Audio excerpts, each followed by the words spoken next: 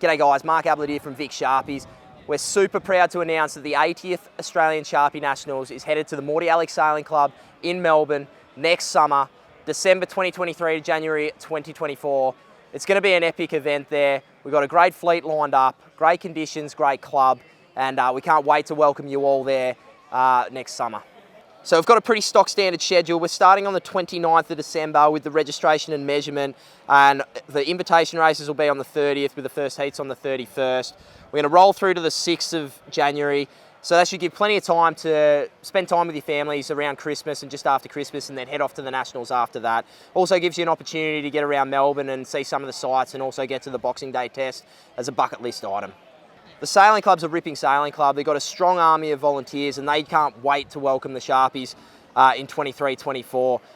They've had a lot of experience running Sharpie events over the last 7 or 8 years. They ran the last Nationals, obviously, and they've also run all of our state regattas since then. So they love the Sharpies. They put on a show. They'll put on some great hospitality, and they can't wait to welcome everyone. So in terms of the Victorian fleet, it's been a tough few years with COVID, but the local fleet's really battled on. We've had over 25 boats that have sailed across association events in the last 12 months, but it's been very tough locally in terms of cost of living, and also the work situation in and around COVID. So it did impact the fleet a little bit here, but everyone back home is super primed for a regatta. We would expect that we would get 25 plus Victorian boats to underpin this event. The Macrae guys are really coming on, and there's a great fleet there. Mordialloc's going well. We've got a fleet in the Western District, and they're all going to come together in 23-24, joined by all our interstate competitors for an absolute ripping event. In terms of the socials, we're going to run some ripping social events. Mordialloc Sailing Club is really set up to run Sharpie social events. Really casual vibe.